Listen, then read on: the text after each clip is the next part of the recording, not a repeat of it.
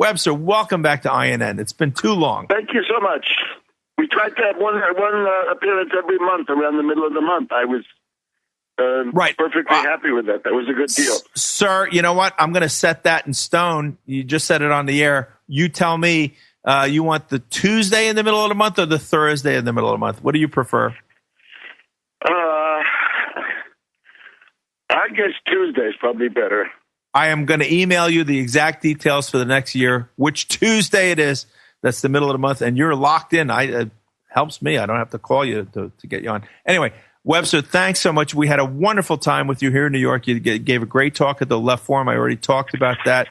Our little coterie of people here in New York, you're so informative. We learned. We have a growing chapter, growing local of the United Front Against Austerity, and its election arm, which is the Tax Wall Street Party, which is growing. And at that event where you spoke on the same program there, and Joe Calhoun, we were at the Left Forum. With our 60-plus people there, we were well above the average. As a matter of fact, we were sort of in the middle between the foundation-funded poobahs at the top, right, the Amy Goodmans that everybody knows about, and then the average sort of, rather nondescript left, sometimes meritorious, but often not, that were sort of, you could see them limping along with 10 a little outdated, most of them. Yeah. The whole thing is outdated. Well, the institution goes back, the first one I remember going to was at Hofstra University on Long Island in 1969, in the middle of the Vietnam War. And the guy, Stanley Aronowitz, who's now a professor of sociology, was the honcho then and is now. But the main thing is Amy Goodman. And as broadcasters, right, anybody who has an internet radio program, like you, like me, you can get World Crisis Radio from me. That's on Tarpley.net. Once a week on Genesis Communications Network. You can get it from there. Power-packed with information. What we're trying to do is compete with Amy Goodman. We're trying to deprive Amy Goodman of this monopoly that she has on the left-directed or progressive or even just intelligent, well-informed analysis of the world. Because the one big thing you have to ask in this era is, are you the agent of a political party or a candidate? That might disqualify some libertarians and some New Agers, for that matter. And then on the left is, are you foundation funded? Are you getting money from the Ford Foundation or institutions of this type? Which, of course, under President Reagan's Executive Order 12333, that's really the privatized CIA. The CIA or FBI or domestic counterinsurgency of the 50s, 60s, and 70s was then privatized by Reagan into foundations, front companies, and other institutions under 12333. So Webster, I want to dive in just for 1 second, and I do this very cautiously because you have great things to say, but you were there when I was talking, and I tried to address this issue too. I'd love to get your take on it, which is, just as you said, certainly the Ford Foundation happily acting as a front for CIA money laundering and distribution to, various so-called, groups that would be leftist or against the administration. That's been going on for a long time. However, I posed the question, it's official now. The two professors at Princeton put out a paper. The United States absolutely is an oligarchy right now. So then my question to the audience, and you chimed in on it, the Ford Foundation, named after Henry Ford, was Henry Ford an oligarch? If we are in an oligarchy right now, and Henry Ford was an oligarch, what does that say if a lot of our brethren on the left are receiving money from foundations named after oligarchs? Well, of course, let's just look at it's too complicated to do the whole life of Henry Ford. If you want to know the life of Henry Ford in an accessible form, very readable, I would urge you to look at a book called The Flivver King. Flivver is Flivver. It's the old word for an automobile, a car. And this is by Upton Sinclair. And we know Upton Sinclair was a muckraker, political activist, ran for governor of California on the EPIC ticket. He was the third party. End poverty in California. And, this had, I think, an important long-term impact as well as whatever it was in the short term.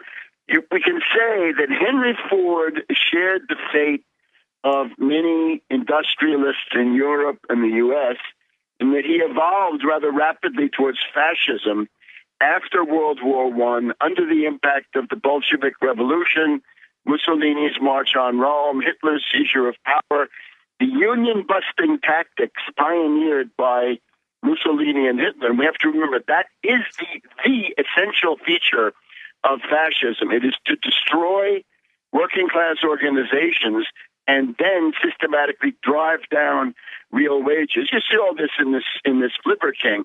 So much so that Henry Ford had a kind of a personal fascist army, which were the goons, right? The enforcers at his plants, and some of the leaders of that group became just justifiably infamous. But you can remember in a march. Henry Ford's problem was that he could not control the city of Detroit, but he could control Dearborn. So the entire Dearborn apparatus was in his pocket, mayor, police, and so forth. So when the workers had a protest march, as long as they were in Detroit, it was more or less okay. But as soon as they crossed the line into Dearborn, Henry Ford had set up machine guns. People were killed, right? The Battle of Deputies Run and so forth. And therefore, you look at people like Walter Reuther and the other leaders of the United Auto Workers, that is a stirring chapter of mass struggle. I know right-wingers just can't understand this, right? They just don't get it. But the course of human progress, the building of a middle class, things you take for granted, right? An 8-hour day, a 5-day things we used week. to take for granted. Well, I think you ought to take them for granted today. In other words, those are your economic rights, and don't let Ron Paul or Rand Paul tell you don't have them. So the idea is no market ever delivered those benefits. You didn't get an 8-hour day or a 5-day week or a minimum wage. Child labor laws. Let's look at that. We have this guy Mike Lee, right, the Mormon senator from Utah. He says child labor laws are unconstitutional, right? So what does he want to go back to? Dickens? Are we going to start sending children down into mines to pull carts full of coal? Maybe he has too many children. Maybe he's got, several wives and lots of progeny, and he wants to put them to work. I don't know. But is this an echo? What you're talking about? A fundamentalist LDS. Yeah. Listen, I'm asking you a question here. What you're saying about Henry Ford, is this an echo of Andrew Carnegie and the Pinkertons even before that? There is this problem, right? This is always going to be the problem of class struggle in society. And by the way, there is class struggle in Plato's sense. There's always Plato or Machiavelli. You can read Plato's Republic, and he talks about the problem of a ruling class. The point of that being that if it's an oligarchy, it is a class that rules and not individuals. So whenever you have power massed together like that with the motive of greed and aggrandizement, you're going to need some powerful countervailing forces, right? The balance of power in society is just as important as it is on the international stage. So one way is to have a government that responds favorably to mass concerns rather than big money concerns, and certainly we do not have that at the present time. But things could get worse. And if you look at Mike Lee saying that child labor regulations are unconstitutional, you look at Ron Paul telling you do not have a right to health care because that belongs to somebody else. Or Little Rand. Little Rand has now flipped on drones. He's now in favor of drones. Did you catch that? I'm not surprised, but all of it, healthcare. It's a big deal. Now we got to do justice to that. Well, we can, but you know what? The music means we're going on break, Dr. Tarpley. Okay. So please hold on. Okay. Webster, Griffin, Tarpley, friends in the house. Tarpley.net. All right. If you go there, you get it all. Webster's weekly radio program, which is very, very powerful. You'll hear this radio program and all the other appearances Dr. Tarpley has made on INN World Report. If you go to Tarpley.net, as well as his many fascinating writings, we're going to be back with Dr. Tarpley right after this top of the hour break. Hey, good friends. Usually I let the music play. Not tonight, not with the guests like Webster, Griffin, Tarpley, who's on the line. We're going to get right back to it. Webster, Tarpley on the line, Tarpley.net. If you haven't gone there yet, why? It's power-packed, great information. Go there, take a look. Maybe I'm totally out to lunch, and then you don't have to go there anymore. But I think you'll find there's lots of good information there. His weekly radio shows are there. Every appearance he's ever made on INN World Report Radio is there if you ever missed any of them, and lots of other good information as well. Now then, Dr. Tarpley, two things. First of all, all this high-flying theoretical talk is great. Can we get down to specifics? Can we talk about some people who are actually committing themselves, running for Senate? We were talking about is just to complete this other point, right? The people in the U.S. ruling class, large industrialists, bankers, and others, virtually all of them were pro-fascist between the two world wars, in the sense of supporting Mussolini, advocating Mussolini's union-busting methods. And I would say a good third to a half of them were also strongly pro-Hitler.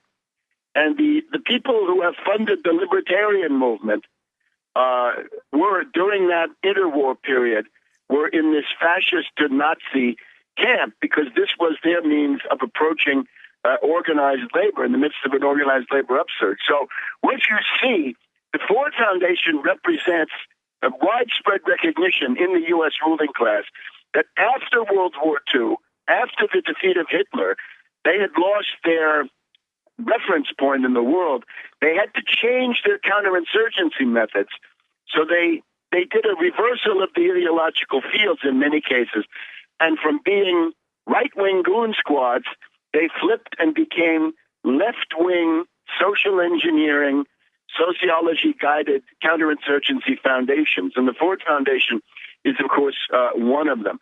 But we also note the Koch brothers helping to create the Cato Institute, what is called libertarianism today. In other words, the world of the Baltards and the rest of it. That comes out of the Cato Institute, originally funded by the father of the Koch brothers, who was an ardent admirer of Mussolini and of Italian fascism. So you can see how this evolution goes. So that's the answer. You're talking about the Frankfurt School, the Fabian Socialists, sort of the left side of the oligarchy, no? Well, those, of course, are they contribute, right? They're a large part of the sort of postmodernist doctrine. And you could see at this left forum, right, there were still some residues, right? Herbert Marcuse in 1968 was chosen by these people to be the philosopher of wrecking the anti-war student movement upsurge of 67 to 68. We have such people today. There's this guy called Zizic from somewhere, I guess, Serbia, I guess, in the former Yugoslavia. There are purveyors of Frankfurt School doctrine still around today. And some of them are clowns. I think Zizic would probably qualify as a clown, but they're there. And they have sort of merged with the French psychoanalytic school of Lacan, Foucault, and other sort of structuralist neo-Freudians.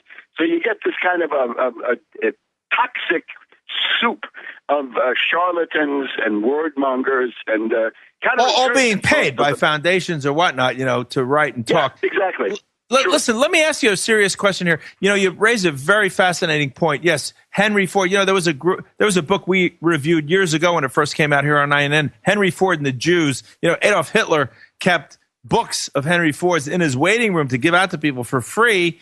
From his Lansing, Michigan op-eds and so forth. But let me ask you something. Yes, a lot of the American plutocrats, eugenicists and so forth, they loved Wall Streeters.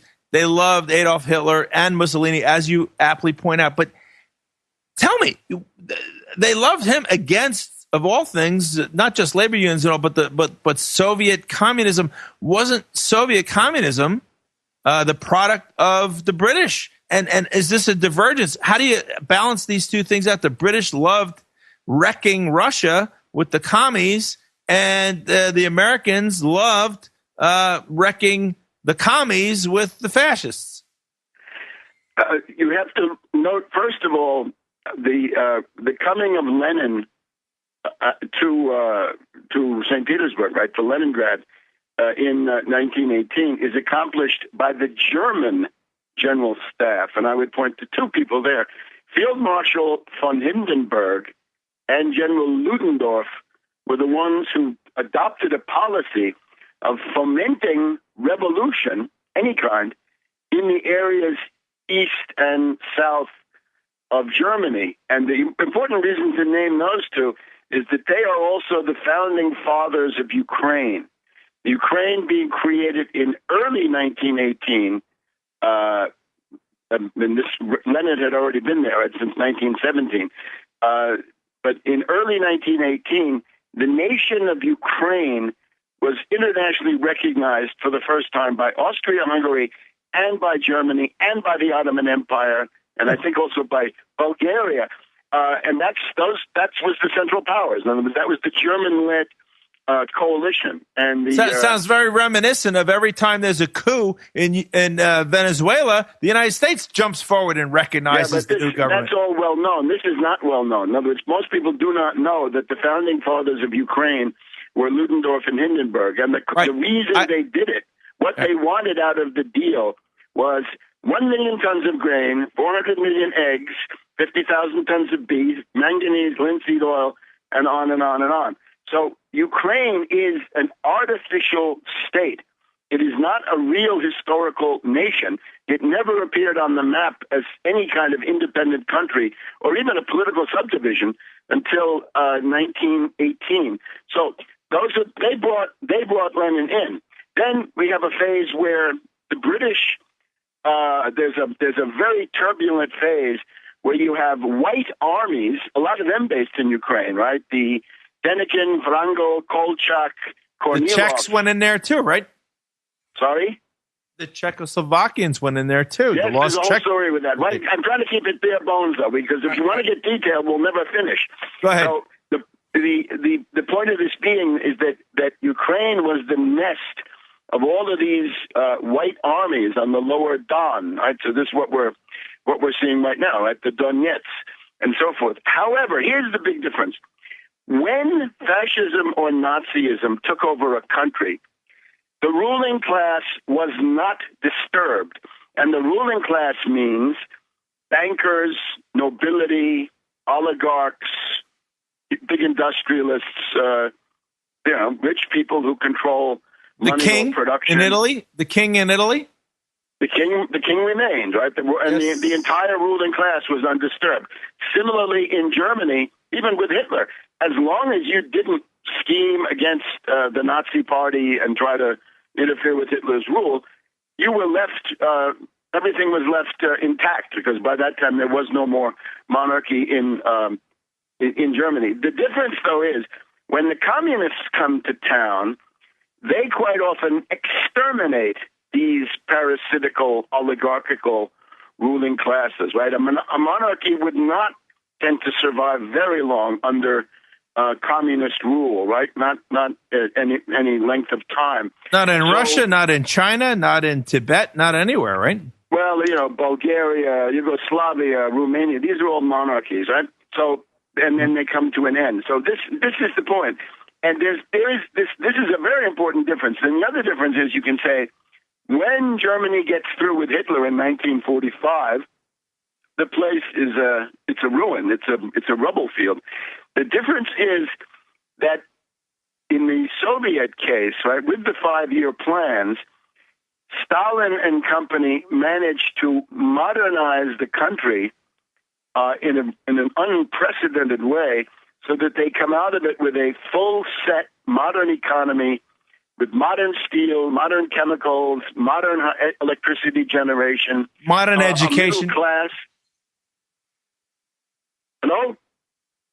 Hello. Yeah, I said modern education. That stuff had to happen because dumb people got a chance to go to school. I know lots of Russians who were educated in that system. Yeah, and that's one of the hallmarks of communism is that even secondary education becomes accessible to the sons and daughters of workers, which it certainly was not before. So it is not the case that Hitler and Stalin are on the same level. And if you're Franklin D. Roosevelt and you come along and you've got to choose with whom are you going to ally, there's another very important consideration, is that Hitler was on a mad rush to expand. In other words, it's one aggression after another, right? Never ending, right, until he stopped. Precisely because he has no natural resource base. He's got no oil. He's got any number of other things that he simply lacks. He doesn't have the nickel of Petsamo there in northern Scandinavia. Whereas with Stalin, you're dealing with a country that has a broad, secure natural resource base, so they can afford to take the long view, and they do. But now we got to move along. Can I just propose that we leave Europe and come back home? I'd actually go to Nebraska. Tarpley, Webster, if it's home, if it's Europe, if it's down the street here in Brooklyn, whatever, it's going to be interesting, your perspective. Okay. And that's not a sycophant talking, friends. I'll hit him hard if I think he's off base. But please, go ahead. Go. And I'll do that, don't you, Webster?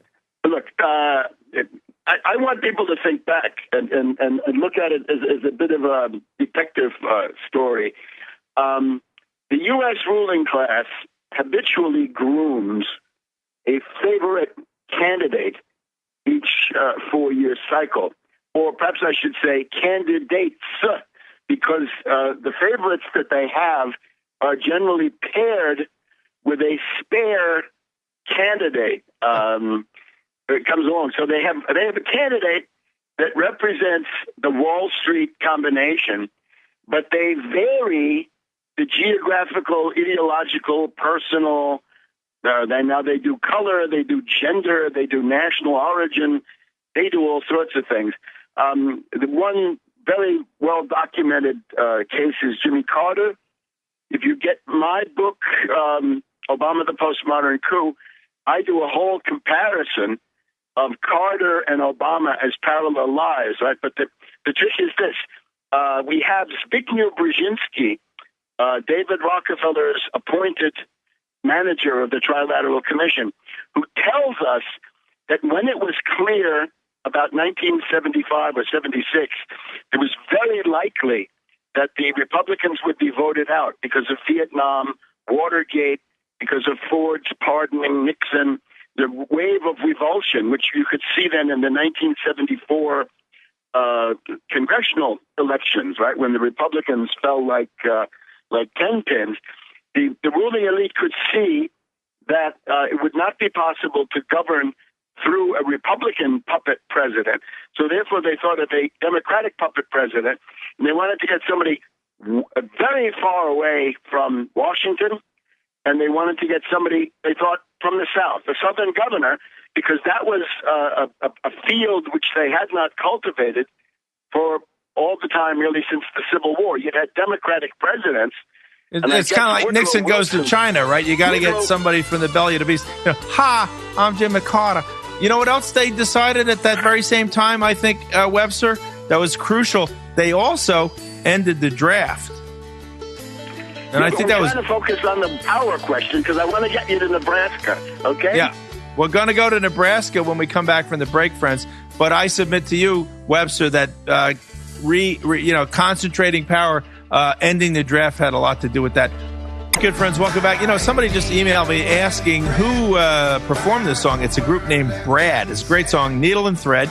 And that's what we're all going through this country. We're hanging by a needle and thread. But let's go back to our guest, Dr. Webster Griffin Tarpley. Dr. Tarpley, it's all great. I think this historical perspective on right, left, phony baloney, they put the characters in that they want is great. Please wrap that up and let's go to Nebraska. No, but listen, the point of this is I'm trying to show people that there is this well-established pattern of the ruling class grooming people who come out of unexpected quadrants, right? They come out of nowhere, as people said with Carter, and nevertheless, they are the chosen vehicle of Wall Street. And just a couple of other peculiarities, if I could just develop this idea. With Carter, he obviously filled the bill as a Southern governor, as Brzezinski wrote, right? He was somebody who was interested in the Trilateral Commission. He was a Southern governor. Another important thing about them is they want people who are mentally damaged. Carter had been through nervous breakdowns. He disguised this as a born-again Christian experience, but he was somebody with a great deal of mental instability. He was paired with a spare Carter, who was Governor Reuben Askew of Florida, which this is a guy that Brzezinski also writes about. So that's how they did that one. Then, of course, by the time of the late Bush administration, because of the world economic depression based on derivatives, which Bush had helped to unleash, because of the hatred in large parts of the population because of the Afghan and Iraq war, it was clear the Republicans were a very bad bet for 2008. So in this case, what I've shown, and these are my books, Obama, the Postmodern Coup, and Barack H. Obama, the Unauthorized Biography. These groups around Zbigniew Brzezinski and Samuel Huntington had prepared Obama as a surprise candidate, right? The first black president, and that gave them, a great deal of, demagogic potential.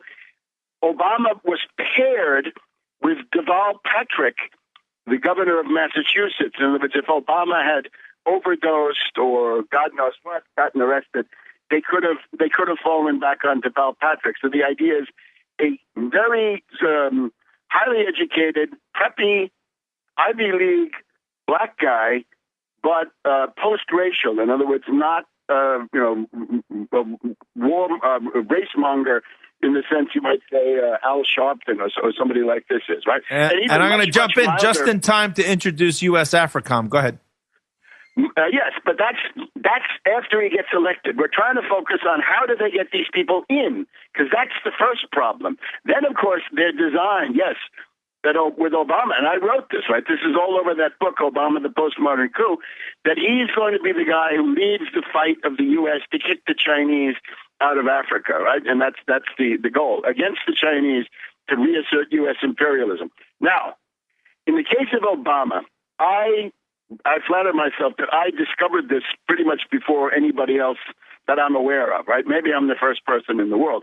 In other words, the first person who was not a part of this plan who realized that this was the new Carter, a new and highly organized push by the Trilateral Commission and similar Wall Street banking groups to install such a puppet president. But I didn't understand this guy because the 9/11 Truth Movement and the question of the rogue B-52 and the Kennebunkport warning, which I authored, essentially predicting the attempt to bomb Syria with a B-52 about a week before it happened, and people can go back and look at that. I was not thinking about the presidency so much. I was thinking about staving off this repeated war danger from Cheney in particular. So that it took me until January 2008, between the Iowa caucus and the New Hampshire primary, to begin putting out these alarm signals. It's Obama, the Manchurian candidate for 2008. So that was 9 months before the election, 10 months before the election, 11 months maybe. But now, here's the news.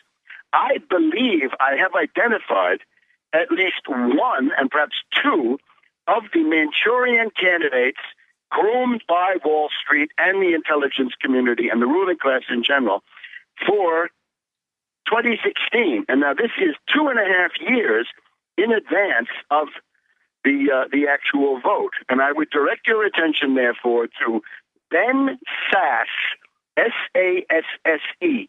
Ben Sasse, currently the Republican candidate for the Senate, United States Senate from Nebraska. I believe this is the primary Manchurian candidate option. However, as I've tried to argue, Carter, Askew, Obama, Deval Patrick, who's the spare? I think the spare is Tom Cotton of Arkansas. And I base this on an interesting profile, a kind of a Plutarch's Parallel Lives in the New York Times, which points out Sasse and Cotton both loaded with Ivy League degrees, elitist credentials, government experience, nevertheless parading themselves as local yokels, right? As good old boys, as country folk, right? Regular guys, whatever we want to call them, from these rural farming areas, right? Nebraska and or Arkansas. We haven't done what party affiliation do these two people have? The Republicans. So both of them. So they're counting on a swing now. We had enough of the Democrats. It's time for people to forget about the Republicans, and therefore go back to them. You've also got to realize that the ruling class circles that groom such characters, there's not only one center that does this. In other words, it may be that the fragmentation of the U.S. ruling class has now reached the point where rival Manchurian candidates may appear. So far, I don't see them, but this is a little bit hard to figure out. On the left side, everyone's talking about Elizabeth Warren. Do you see her as a potential Manchurian candidate? No, I don't think she'd be Manchurian at all, and I think that's absolutely why. In other words, I'm not saying that I support her at all at this point. I would probably welcome her candidacy to provide an alternative to this monstrosity of Hillary Clinton. Right, Hillary Clinton, the maximum of complacency, a warmonger, a tool Manchurian-ness? Certainly, except that she's too well known. In other words, she's the opposite of a Manchurian candidate in the way that I'm trying to use it, because she's the obvious, right? The coronation, not even an election. She's a post-Manchurian candidate. She was Manchurian a long time ago, but now it's not necessary. The ruling class wants to surprise you. They've got to surprise you in your ideological defenses. And if you've been spending 8 years hating Obama, they want to offer you something that looks completely different. If you hated Nixon, here's Carter. If you hated Bush the younger, Mad Dog Bush 43, then here we have Obama. Get the idea? But they're duping you every time. Now let's Papa Bush. Here's Bill Clinton. Yeah, but again, this is less Manchurian. In other words, this is less predictable, because there was no such presumption that Bush the elder would be voted out. That emerged really as the economy deteriorated with unprecedented rapidity. There was a presumption after his attack on Iraq, but then it changed. But Bill Clinton came from nowhere. Go ahead. He would win, but the economy dragged him down. But that was not predictable. As a matter of fact, I remember writing my biography of Bush the elder, right? George H.W. Bush, the unauthorized biography. When I started writing that in early 2001,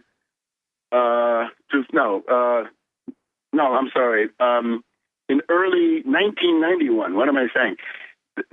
The problem was I thought, this is a kamikaze mission. In other words, this guy's going to get reelected, but I've got to stand up against him because he's a scoundrel. And then month after month after month, his poll numbers plummeted as the economy collapsed, because he was, of course, an absolute Wall Street devotee. So it's got to be a situation where there's a very strong presumption that one party is going to be out, and therefore it's going to be the other party. So this involves large investments, right? You got to commit a hell of a lot of money. That's why you need a spare. But you've got to be sure that it's going to be a Republican or a Democrat or something like this. And you might say, well, today it's not sure at all that it would be a Republican. As a matter of fact, probably not a Republican.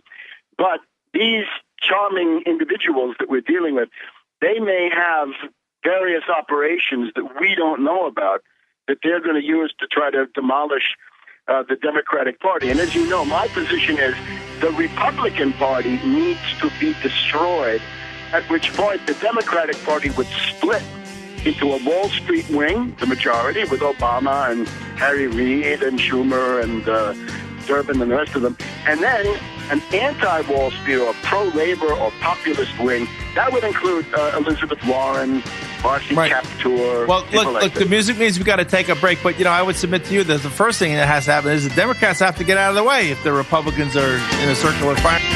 For a small slice of your oil wells, we'll send our boys in with their gun shells. Great song from England, their Fairport Convention. All right, back to Dr. Tarpley. Webster, if you could get us out to some specific candidates. I know you're talking about Nebraska and so forth. Let's talk about Nebraska. Let me just finish up on Ben Sasse. Now, please do. There's just some idea of who this guy is. In his life, his resume, he tells us that he was at one time the interface of the CIA, the FBI, and the Department of Justice, and that he was involved in intelligence sharing in the U.S. intelligence community. Now, this is not a farmer, right? This is not a good old boy. This is a spook. He's up there with Hayden, I'm sure, and Clapper and all the rest of these characters, right? So watch out. He then moved over to Health and Human Services, where he worked with Mike Leavitt, the Mormon former governor of Utah, who was the resident Malthusian for George Bush the Younger at Health and Human Services. But what we're interested in is we've got to go back. There are a couple of skeletons lurking for Sasse. Actually, let me just get right to the point. There was a profile of Sasse in the New York Times. A woman wrote in and said, I have known Ben Sasse since high school, and he has habitually introduced himself in social situations with, "Hi, I'm Ben Sasse. I'm the 45th president of the United States, elected as a Republican after having studied at Yale." And he was saying this between 20 and 25 years ago. So this would assume that somebody had counted this out, right? Somebody had done the arithmetic with a pretty good eye sense of what was coming. In other words, a high-level ruling class character had told him this. So the 45th president. And then the same woman writing into the New York Times says, I had a girlfriend who went to Harvard, and when she got to Harvard, she found that there was a guy on campus introducing himself as Ben Sasse, the 45th president of the United States. So if this is true, it's really only one source, but it implies that there might be two sources. If these ladies are listening in, I'd love to talk to them. So this is the idea. Now, what could be the problem?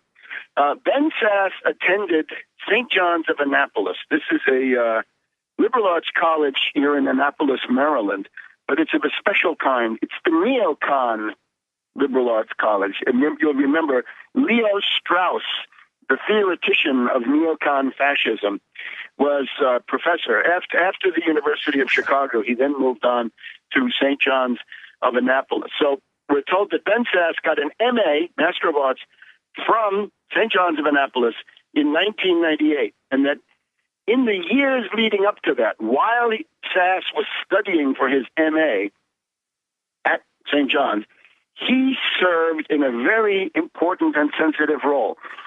At that time, we still had the Republican and Democratic House groups had pages.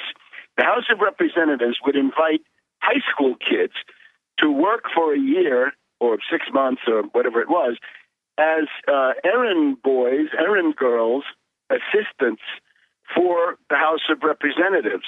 And this would have been 1996, 1997, 1998, right? MA usually one or two years. Now, you may remember in 2006, for many people, many Republicans especially, one of the reasons the Republicans lost the control of the Congress in 2006 was a guy called Mark Foley. Remember him?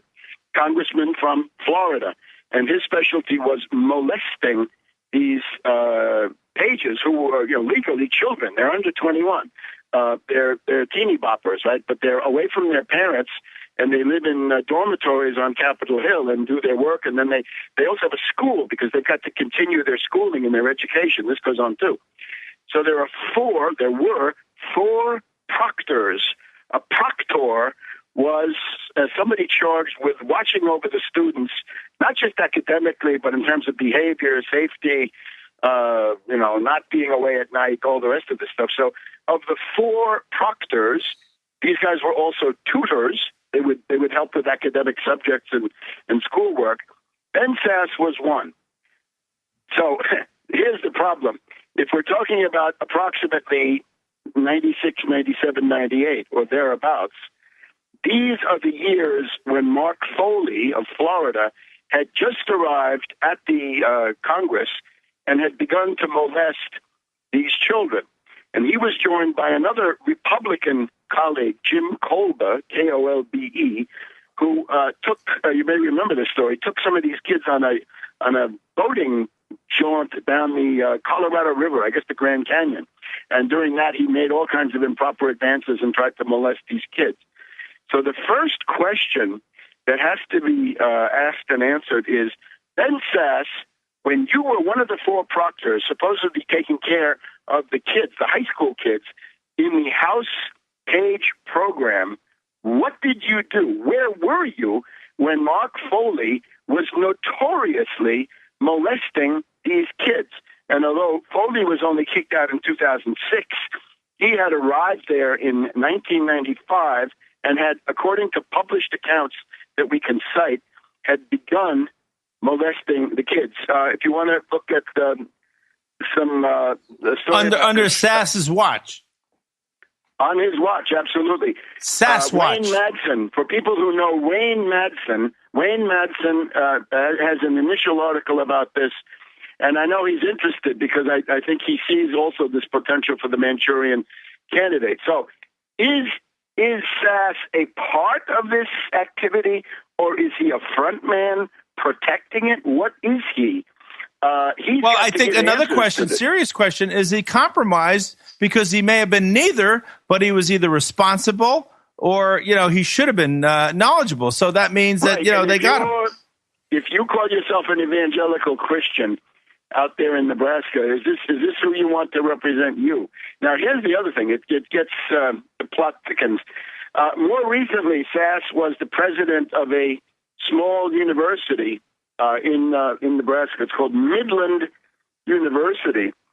And if you look up Midland University athletic director, you'll see that the top coach, right, the athletic director of this small university, small school out there, has just been arrested, right, thrown in jail for sexual crimes involving prostituting students and other hanky-panky of all sorts. We don't need to go into the details. So here we have, on Sasse's watch, pages were molested by Foley, by Kolbe, and presumably also by others, because that was a caucus those guys had going.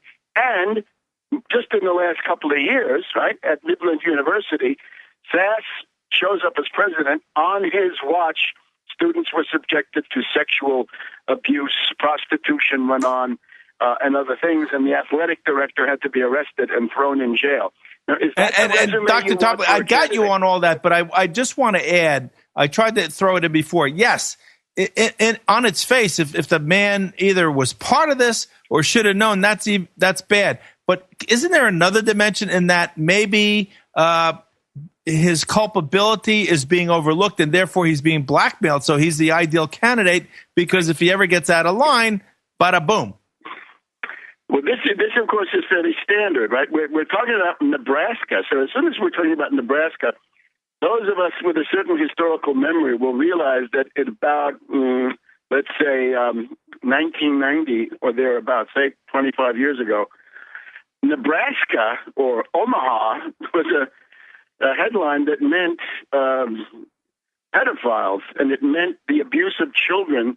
This is the so-called Larry King Franklin Savings and Loan scandal of Republican plutocrats in the state of Nebraska. And you have to assume that some of those tendencies were never rooted out. So they're perhaps still there.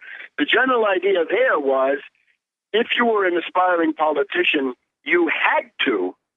You really were not acceptable unless you were willing to be photographed in flagrante delicto, as they used to say, in the midst of these illegal activities, so that your owners could always destroy you. In other words, they would always have a mechanism of control. They could say, oh, you vote against what I want? I'll destroy your career within 24 hours. So that is fairly standard, right? And that, that's all this homoerotic stuff that's rumored, all these skull and bones and stuff, that there's part of the initiation. Right. They got that on you in case you ever, you could rise, but, if you ever get out of line, wham. We'll be right back after this. All right, good friends. Welcome back. Tom Kiely, INNN World Report. We're coming down the home stretch with Dr. Webster, Griffin, Tarpley. Dr. Tarpley's been laying out, I think, very in great detail, the false choices that we're presented with, the back and forth, the oligarchy having candidate after candidate and backup candidate after backup candidate. And Dr. Tarpley, you're laying out, it looks like the swing, all right, we've had two Democratic administrations, one after the other. It's time maybe to go back toward the Republicans. Maybe everybody forgot about how bad it hurts when they're in charge. And you talked about these two candidates that they've already got lined up. Yes, and I would also add, from my point of view, it's important that there never be a Republican president ever again, because if you get a Republican president, you will have war. It should be clear to everybody. If Romney had been president, you would have had war with Syria last September. You might have had war with Iran at any number of points, and you'd probably have war with Russia, given the fact that Romney was, of course, governed by the White Horse prophecy of the Mormons, like Joseph Smith, which points to an apocalyptic Armageddon with Russia at the end of that. But the other thing, of course, if you had the Republicans in, they would then pack the Supreme Court with fascist judges. And at that point, you can essentially abolish the franchise, which is what Republicans are doing. Everybody knows that Republicans are attempting to prevent blacks, Hispanics, old, young, poor from voting, right, using these subterfuges, right, that they have. The other thing is, though, I would point to Michigan. We've had people like Reverend Edward Pinkney arrested for gathering signatures to eject the mayor, Mayor Hightower, who was an agent of Whirlpool Corporation, Wall Street controlled, and then the attempt to throw Congressman Conyers off the ballot, which I think has failed. I hope it's failed. I'm going to be checking that in time for my own program tomorrow. So if you get any Republican president, they will attempt to start wars, to deprive people of their voting rights, and create a permanent austerity dictatorship for which the Republican Party is an adequate vehicle. The Democratic Party, much less so, much harder to do a real dictatorship with the Democrat, right? Whatever people think. Now, fortunately, you don't have to sit back and watch Sass ride into the Senate, right? He would get to the Senate at the beginning of 2015 if he wins, and then he'd already declare his candidacy within a year, 6 months or so, in the same way Obama did. He learned from Obama. Don't stay in the Senate. You have to make votes. As soon as you make votes, you have a record. Then you've turned some people off, and then you become weaker and weaker the more votes you take. So, fortunately, there is the tax Wall Street party. So there should never be a Republican. It doesn't mean there should be a Democrat. Somebody should come forward with an alternative to this. We're trying to do it. It's called the Tax Wall Street Party. It works together with the United Front Against Austerity. And there in Nebraska, you're going to have Dan Burdorf, Buhdorf, a fifth-generation Nebraskan, and you can find him at danfornebraska.com, I believe, danfornebraska.com. He is currently gathering signatures to be on the ballot. If you're anywhere near Nebraska, get in touch. You can contact me through tarpley.net. Go to the Speakers Bureau contact feature. Send me an email. I'll forward it on to the people in Nebraska. Dan operates out of Lincoln, but we're obviously all over the state. Now, here's the idea. You don't like Wall Street? Well, attack Wall Street. If you're smart enough to figure out that Wall Street is your main enemy and that government is merely the battlefield where you confront Wall Street, if you're smart enough to do that, then you've got to attack Wall Street. Wall Street is the main enemy. And therefore, the Wall Street sales tax, the 1% tax on all transactions, right? As you've said, Tom, if you buy a pair of shoes, you're going to pay between 7 and 12% state sales tax, depending on the state. 8.25 here in New York City. Okay, when you it's up to it's higher. I think it's almost 12% in California. But the idea being that when if I have flash trading, there's this influential book Flash Boys. The Flash Boys can do 1 million trades per second of flash trading, and they pay absolutely zero sales tax. May I say something to get your comment, Webster, on that point? Yeah. Okay. Isn't it the standard BS that the reason against this is because it'll be bad for business, it'll hurt the economy? How much more hurt can we sustain in the economy? Okay, when is the economy? They've gotten everything they've asked for. They've gotten everything they wanted. They've gotten carte blanche. They've lowered the tax rates, everything else. What are they talking about? Well, the argument against it, which might have been valid 30 or 40 years ago, although I don't even think so. Lord Keynes, in Lord Keynes, I think in the General Theory in the 1930s, says you should have a tax on financial transactions, financial turnover. The argument is that those are capital markets, so you don't want to hobble or interfere with the capital market. But it's not a capital market. If you're doing flash trades at 1 million transactions per second, that's a gambling den. It's not a capital market. It's pure speculation. Has nothing to do with capitalizing. It's point shaving, right? It's making a profit off of point shaving. Nebraska. Dan Berghoff, Dan for Nebraska. We wanted to come out also for the idea of seizing the Fed, or as you put it, deprivatizing the Fed, nationalizing the Fed, that the needs of the country have to be served, right? The Federal Reserve, under this stupid woman Yellen, is that she is a servant of the bankers rather than being the servant of full employment, rising standards of living, the growth of the U.S. economy, competition with foreign states like China and so forth that we need to think about. So, and then, especially for the farm sector, parity agriculture. In other words, restore 100% of parity under the Agricultural Adjustment Act from the 1930s, so that a farmer is guaranteed a base price which is sufficient to cover the cost of production, a reasonable profit, the living of the farmer and his family, or her family, and then the idea that there's got to be capital investment in the farm, right? In equipment or irrigation or fertilizer or other things. So that's Dan Berghoff, and I urge people to support him. And I just mentioned now in conclusion in New York State, you've got Randy Credico. He's a colorful character, right? He's unpredictable, but fact is, he ran for mayor of New York City last year for the Tax Wall Street Party. He was first a Democrat until the Democratic primary, then switched over to the Tax Wall Street Party, and at least planted the flag of the Tax Wall Street Party and the idea of a Wall Street sales tax. So right in the belly of the beast, and he's still there, right? Governor Cuomo the Younger of New York is, of course, a nepotist. He is a very vicious servant of the Wall Street interests, and up to now he has no opposition in the Democratic primary. So Credico, I think this is Credico 2014. Just look up Randy Credico, CREDICO.org, I think, but Credico2014.org. And there you see he's in the process of gathering signatures, and you'll see all the ways you can relate to that. So between New York in the Northeast and Nebraska in the Midwest, this is the tax. Well, Credico is the former Tax Wall Street. Right now, he's in the Democratic primary, and we'll see what happens after that. But the general thrust is the program of the Tax Wall Street Party. On this line, Webster, Ellen Brown is running for the treasurer of the state of California, I think tomorrow in a primary out there. How about that?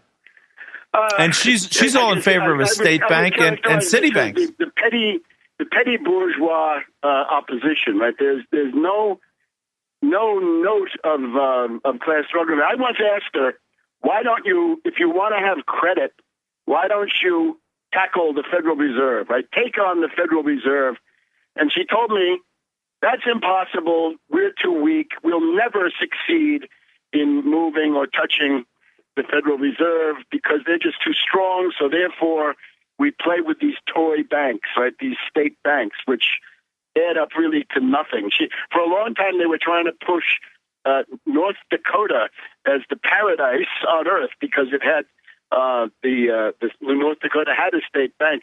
The problem with that was that for quite a couple of decades, North Dakota had a declining population, which is not a symptom of economic growth in any way, shape, or form. And now, of course, you've got this Bakken shale, sort of backward, old-fashioned energy technology going on. So there are some boom towns there. I would say that I would recommend people, if you want to vote for her, that's fine. But the idea that state banks would... that's not the point. Who do you feel, therefore, is better than her for treasurer of the state of California, if not her? Who's I don't better? know. No, it's not her. But again, I urge you, if you're going to have a candidacy like that, you might as well do it for a real fighting class-based program rather than a petty bourgeois chimera like state banks. Because they will not do it. If you do what I say, in the aftermath of that, there would become then a possibility of having state banks. But unless you target the Federal Reserve, and I think your listeners can probably understand this, you've got to target the Federal Reserve, break their power, go at them, right? Don't dodge that irrepressible conflict. Once the Federal Reserve has been nationalized or deprivatized, then all sorts of things become possible, among them state banks. But if you try to do it with the state bank first, it's a failure. And I think she ought to tell people what she once told me, right? That she's not going to attack the Federal Reserve because she thinks it's impossible. All right, cart before the horse. That's all the time. Webster, Tarpley, we'll be back on Tuesday night. Tarpley.net. Go there, and it's great. Webster, welcome back to INN. It's been too long. Thank you so much. We tried to have one appearance every month around the middle of the month. I was perfectly happy with that. That was a good deal. Sir, you know what? I'm going to set that in stone. You just said it on the air. You tell me, you want the Tuesday in the middle of the month or the Thursday in the middle of the month? What do you prefer? I guess Tuesday is probably better. I am going to email you the exact details for the next year, which Tuesday it is. That's the middle of the month, and you're locked in. It helps me. I don't have to call you to get you on. Anyway, Webster, thanks so much. We had a wonderful time with you here in New York. You gave a great talk at the Left Forum. I already talked about that. Our little coterie of people here in New York, you're so informative. We learned. We have a growing chapter, growing local of the United Front Against Austerity, and its election arm, which is the Tax Wall Street Party, which is growing. And at that event where you spoke on the same program there, and Joe Calhoun, we were at the Left Forum. With our 60-plus people there, we were well above the average. As a matter of fact, we were sort of in the middle between the foundation-funded poobahs at the top, right, the Amy Goodmans that everybody knows about, and then the average sort of rather nondescript left, sometimes meritorious, but often not, that were sort of, you could see them limping along with 10 a little outdated, most of them. Yeah.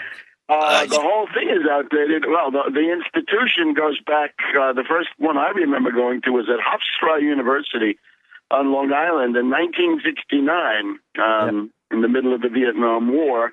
And the guy, Stanley Aronowitz, who's now a professor of sociology, was the honcho then and is now. But the main thing is Amy Goodman. And as broadcasters, right, anybody who has an internet radio program, like you, like me, you can get World Crisis Radio from me. That's on Tarpley.net. Once a week on Genesis Communications Network. You can get it from there. Power-packed with information. What we're trying to do is compete with Amy Goodman.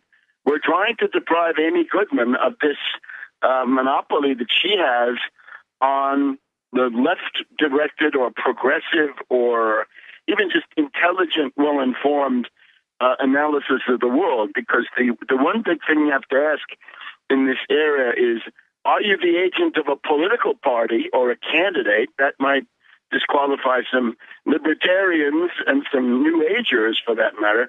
And then on the left is, are you foundation funded? Are you getting money from the Ford Foundation or institutions of this type? Which, of course, under President Reagan's remember in a March, Henry Ford's problem was that he could not control the city of Detroit, but he could control Dearborn. So the entire Dearborn apparatus was in his pocket, mayor, police, and so forth. So when the workers had a protest march, as long as they were in Detroit, it was more or less okay. But as soon as they crossed the line into Dearborn, Henry Ford had set up machine guns. And people were killed, right? The Battle of Deputies Run and so forth. And therefore, you look at people like Walter Reuther and the other leaders of the United Auto Workers, that is a stirring chapter of mass struggle. I know right-wingers just can't understand this, right? They just don't get it.